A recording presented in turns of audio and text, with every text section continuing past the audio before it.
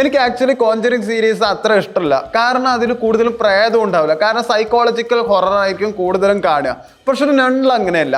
നണ്ണിൽ പ്രേതം ഉണ്ടാവും, ആ പ്രേതം വന്ന് പേടിപ്പിക്കുകയും ചെയ്യും. അതുകൊണ്ട് അത് കാണാൻ എനിക്ക് പേഴ്സണലി ഇൻട്രസ്റ്റ് ആണ്. പക്ഷെ ഇതിൽ ട്രെയിലറിൽ അത്യാവശ്യം പ്രേതത്തിന്റെ സീനുകൾ കാണിച്ചതും കൊണ്ട് എന്തായാലും ലാസ്റ്റ് പടമല്ലേ പറഞ്ഞിട്ട് ഇന്നലെ പോയി കാണുകയും ചെയ്തു. അപ്പൊ അതുപോലെ തന്നെ കോഞ്ചറിങ്ങില് പ്രേതത്തിന്റെ സീനൊന്നും കാണിക്കാണ്ട് സൈക്കോളജിക്കൽ ഹൊററിലാണ് ഈ സിനിമ ഏറ്റവും കൂടുതൽ ഫോക്കസ് ചെയ്തിരിക്കുന്നത്. ഇതിന് മുന്നേയുള്ള അന്നാബെല്ല സീരീസിലും കോഞ്ചറിങ് സീരീസിലും ഒക്കെ കാണിക്കണ പോലെ തന്നെ സൈക്കോളജി പരമായിട്ടുള്ള മൈൻഡ് പരമായിട്ടുള്ള പ്രശ്നങ്ങളിലൂടെയാണ് ഈ സിനിമയും പോയിരിക്കുന്നത്. അതുകൊണ്ട് ഒരു പ്രേതം വന്ന് പേടിപ്പിക്കുന്ന സീന് കുറച്ച് കമ്മിയാണ്. അതുപോലെ സൗണ്ടിലും ഇരുട്ടിലും തന്നെ ഈ സിനിമ നന്നായിട്ട് പേടിപ്പിക്കാനും ശ്രമിച്ചിട്ടുണ്ട്.